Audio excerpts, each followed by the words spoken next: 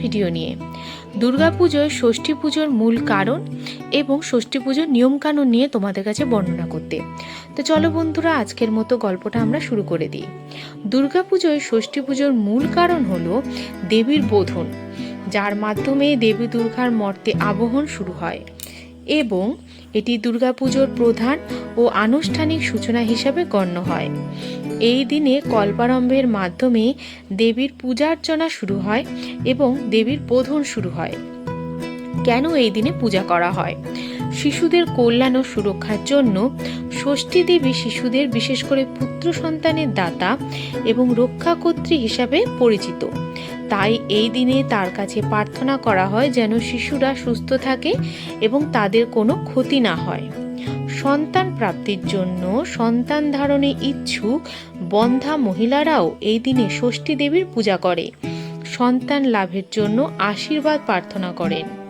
প্রথাগত বিশ্বাস, হিন্দু সমাজে প্রতি মাসের শুক্লা ষষ্ঠী তিথিতে ষষ্ঠী দেবীর পূজা প্রচলিত রয়েছে এবং দুর্গাপুজোর ষষ্ঠী তিথিতে এই প্রথাটি বিশেষভাবে পালন করা হয়। এই পূজার মাধ্যমে সন্তান ও পরিবারের সুখ, সমৃদ্ধি এবং সুস্বাস্থ্য কামনা করা হয়। ষষ্ঠী ব্রতের নিয়ম ও পদ্ধতি কিভাবে হয়? উপবাস ব্রতের দিন অর্থাৎ ষষ্ঠীর দিন সকাল থেকে উপবাস বা নিরামিষ আহার গ্রহণ করতে হয়। উপকরণ তেল, হলুদ, দই এবং বটের ডাল হল ষষ্ঠী পুজোর প্রধান উপকরণ।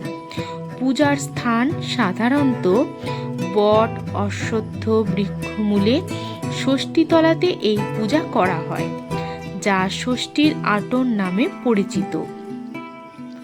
ব্রতকথা পূজা সম্পন্ন হওয়ার পর ব্রতকথা শ্রবণ করতে হয়। ফলাহার, ব্রতকথা শুনে স্নান সেরে বাড়ি ফিরে ফলাহার বা হালকা নিরামিষ খাবার গ্রহণ করা হয়। উপাসনার উদ্দেশ্য, এই ব্রত মূলত সন্তানের মঙ্গল ও কল্যাণের জন্য পালন করা হয়। শারীরিক কোনো সমস্যা থাকলে বা চিকিৎসকের পরামর্শ থাকলে উপবাস না করে হালকা নিরামিষ খাবার খেয়েও পূজা করা যেতে পারে। এই ব্রতটি মূলত আশ্বিন মাসের শুক্লপক্ষের ষষ্ঠী তিথিতে পালন করা হয়, যা দুর্গাপুজোর বোধনের দিনের সাথে সঙ্গতিপূর্ণ রেখে।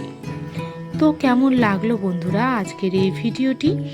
ভালো লাগলে অবশ্যই লাইক, কমেন্ট, সাবস্ক্রাইব করতে তোমরা কিন্তু ভুলবে না, আর অবশ্যই শেয়ার করে দিও।